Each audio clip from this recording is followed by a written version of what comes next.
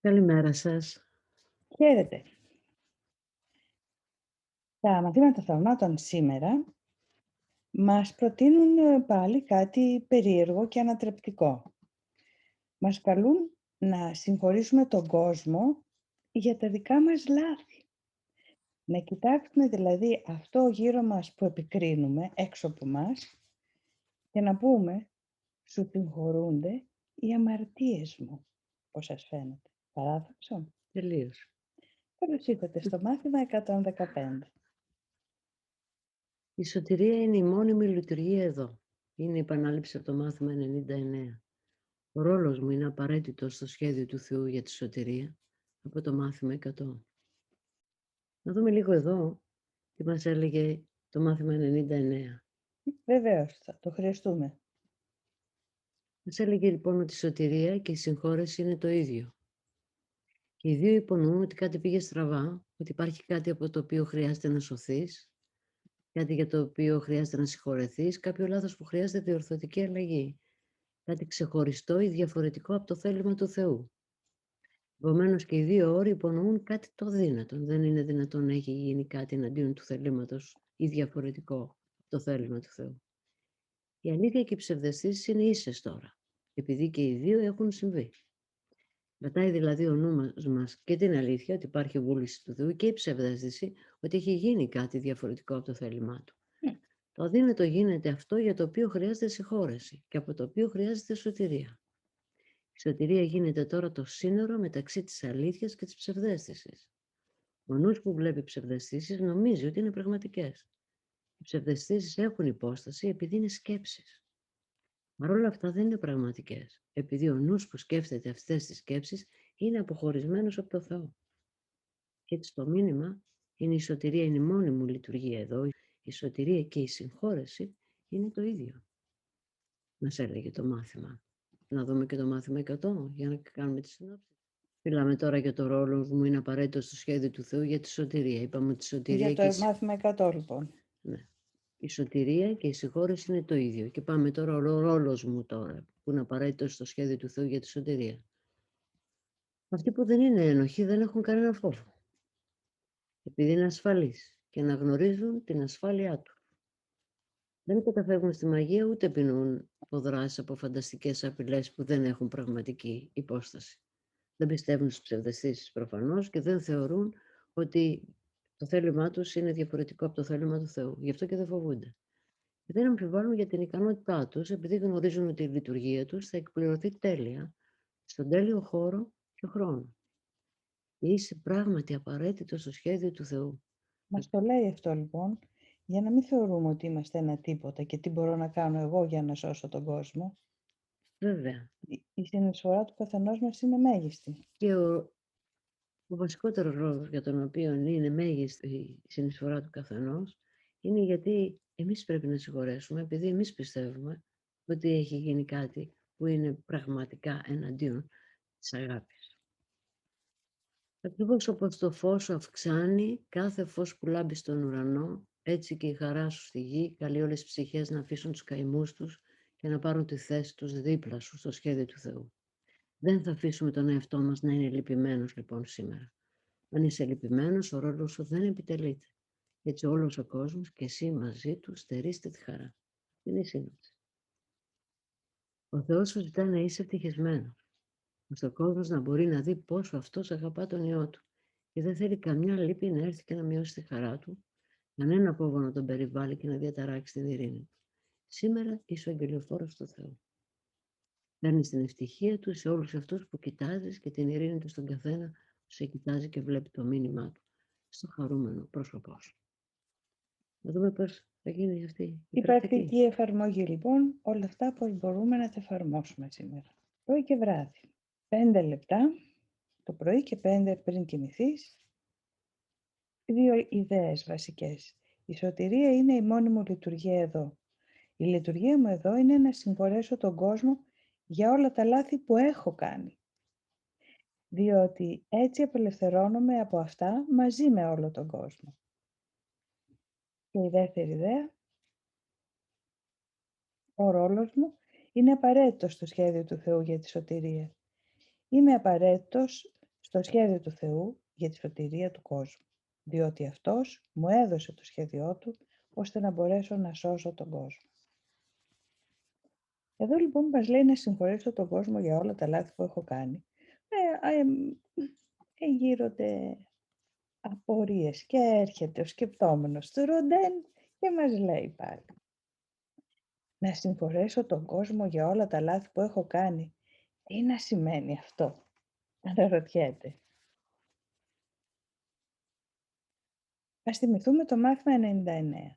Ακλόνητο το Άγιο Πνεύμα κοιτάζει αυτά που βλέπεις, την αμαρτία και τον πόνο και το θάνατο, τις θλίψεις και τους αποχωρισμούς και τις απώλειες.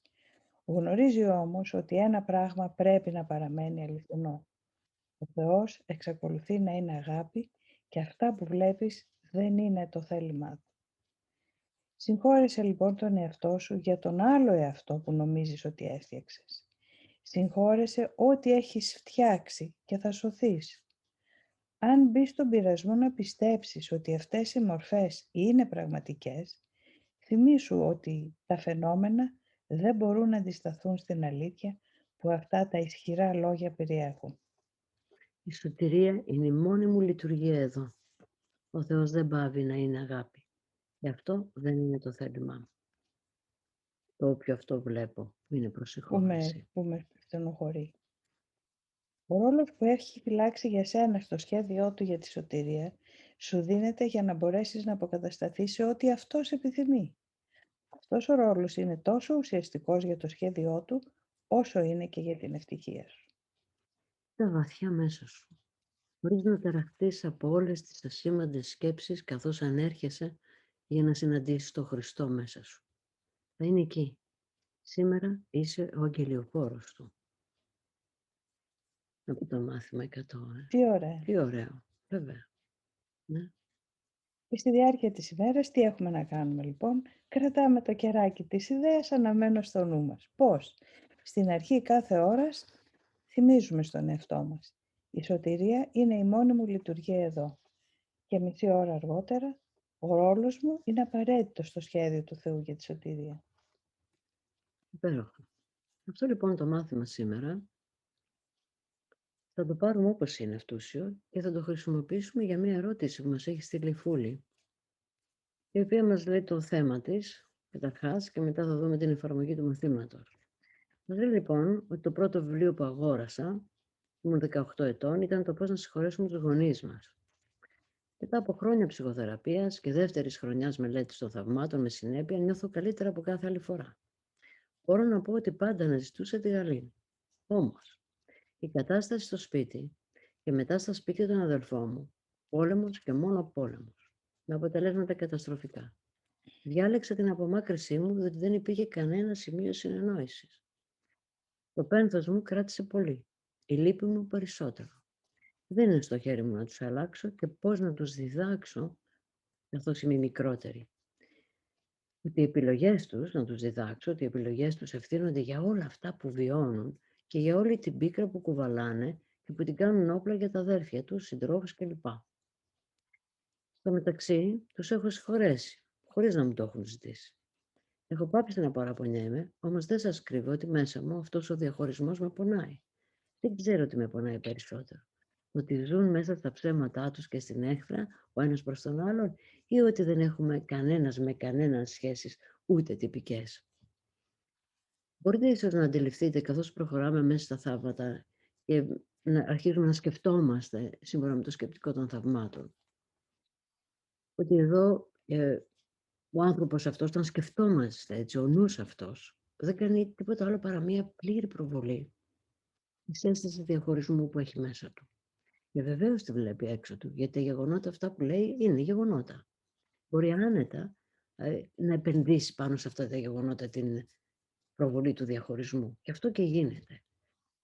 Αν πάρουμε δηλαδή το τελευταίο που ρωτάει, δεν ξέρω τι με πονάει περισσότερο, ότι ζούμε στα ψέματά τους ή ότι δεν έχουμε με κανέναν σχέσεις, θα λέγαμε ότι αυτό που με πονάει περισσότερο, Ιουλία μου, είναι ότι πιστεύω ότι είμαστε διαχωρισμένοι.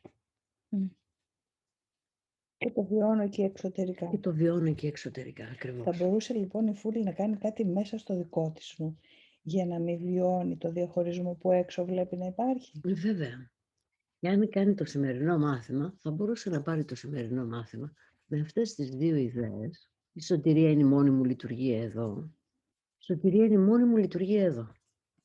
Καθώς διαβάζω λοιπόν αυτή τη φράση και ότι δέχομαι το ρόλο μου που είναι απαραίτητος στο σχέδιο του Θεού για τη σωτηρία. Η σωτηρία γνωρίζω πλέον ότι είναι η συγχώρεση. Τι πρέπει λοιπόν να κάνω? Να συγχωρέσω. Ποιον? Αυτούς? Όχι. Εμένα. Να με συγχωρέσω εμένα. Που σκέφτομαι ότι αυτά που βλέπω είναι πραγματικά. Βλέπω τις ψευδαισθήσεις, υποφέρω, μετά συγχωρώ, λέω ότι συγχωρώ αυτούς, χωρίς μάλιστα να μου το έχουν ζητήσει, και εξακολουθώ να πονάω. Άρα κάτι δεν έχει πάει καλά σε αυτή τη διαδικασία. Βλέπω μια ψευδαίσθηση έξω που με πονάει, την πιστεύω, προσπαθώ να συγχωρέσω, είναι αδύνατο. Θα ρωτήσει ο σκεπτόμενος του Ροντέν. Μα να μην πιστεύω στα μάτια μου, αφού βλέπω τα αδέρφια εκεί είναι σε καυγά, ας πούμε. Να μην δεχθώ ότι αυτό είναι ένα γεγονός. Είναι ένα γεγονός με ψευδαισθητικό περιεχόμενο. Και θα μπορούσα λοιπόν να δω πίσω από το γεγονός μια έκκληση, μια κραυγή. Μια κραυγή για αγάπη. Θα μπορούσατε να δείτε λοιπόν πίσω από αυτό που μας πονάει μια κραυγή για αγάπη. Οποιαδήποτε συμπεριφορά επιθετική, αρνητική, εμπεριέχει μια κραυγή για αγάπη, μας λέει το Άγιο Πνεύμα. Ναι, ακριβώς. Και μπορούμε να ανταποκριθούμε σε αυτήν μέσω της συγχώρεσης. Συγχωρώ τον εαυτό μου που βλέπει πόνο, λύπη, θλίψη, δέχομαι το ρόλο μου στη σωτηρία, ζητάω τον οδηγό, τον άλλο να με καθοδηγήσει, αλλάζω οδηγό, γιατί όσο πονάω για τα αδέρφια μου, έχω οδηγό το εγώ. Πρέπει να αλλάξω οδηγό. Να πάω στο Άγιο Πνεύμα, να του ζητήσω λοιπόν τη δικιά του καθοδήγηση για το πώς να σταθώ. Το πώς να σταθώ όμως μας το λέει και μέσα στο μάθημα εδώ, για να δούμε πώς μπορούμε να το εφαρμόζουμε. Δεν αμφιβάλλω για την ικανότητά μου ότι μπορώ να συγχωρέσω. Δεν αμφιβάλλω για την ικανότητά μου να διαλέξω άλλον οδηγό που θα με οδηγήσει στη συγχώρεση. Ακριβώς όπως το φως αυξάνει κάθε φως που λάμπει στον ουρανό, έτσι και η δικιά μου χαρά στη γη καλεί όλες τις ψυχές και αυτές των αδελφών μου να αφήσουν τους καημούς τους. Δεν δέχομαι πια να είμαι λυπημένη, γιατί ο ρόλος μου επιτελείται μέσα από το πνεύμα που έχω μέσα μου.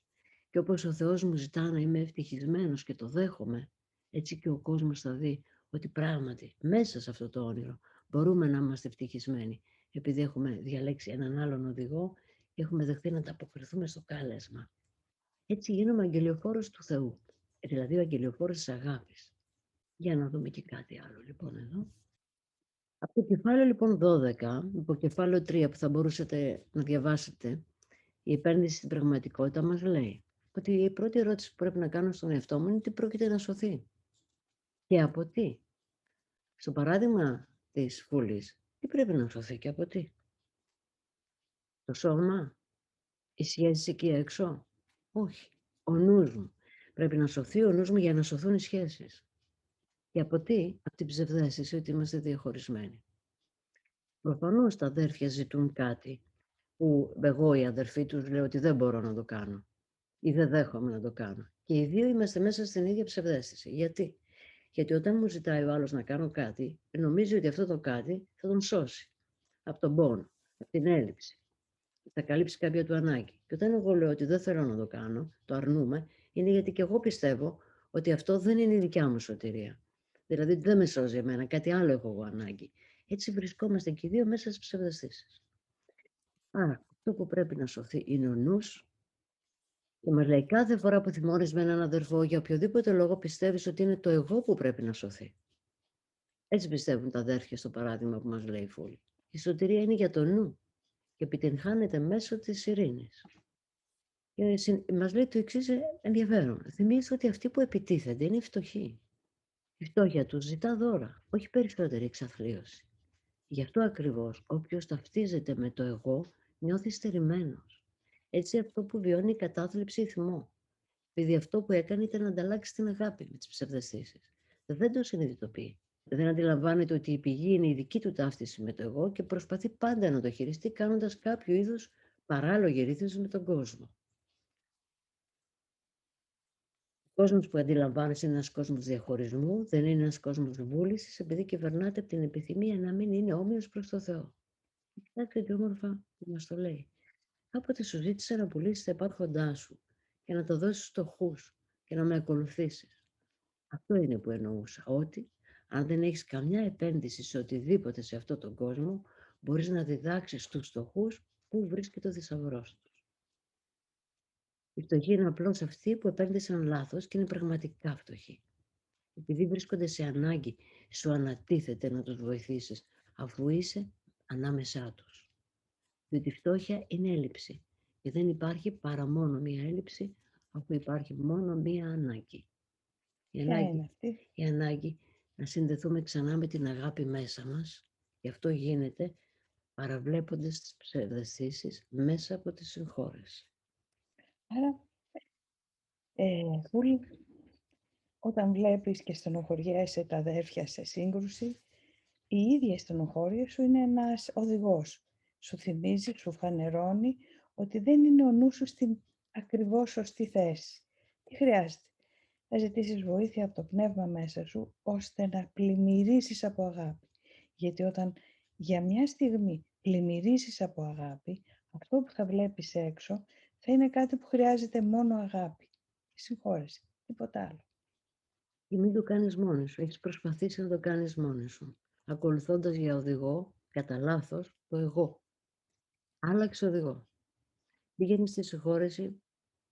Εμείς βάζουμε την ετοιμότητα για αυτήν και την προθυμία μας. Ο οδηγός το ολοκληρώνει, γιατί είναι ο μόνος που ξέρει πού, πώς, πότε πρέπει να γίνει το θαύμα.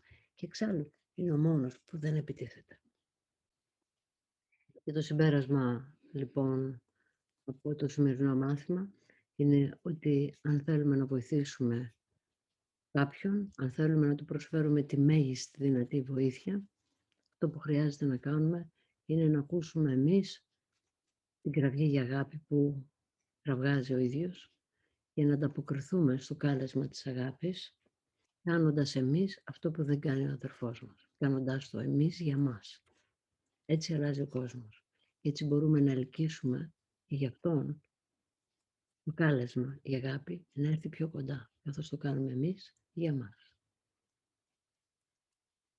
Ας θυμόμαστε λοιπόν, κάθε μισή ώρα έχουμε μια εργασία να κάνουμε.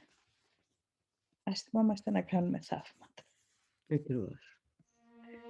Καλή εξάσκηση σήμερα και καλημέρα σε όλους. Χαίρετε.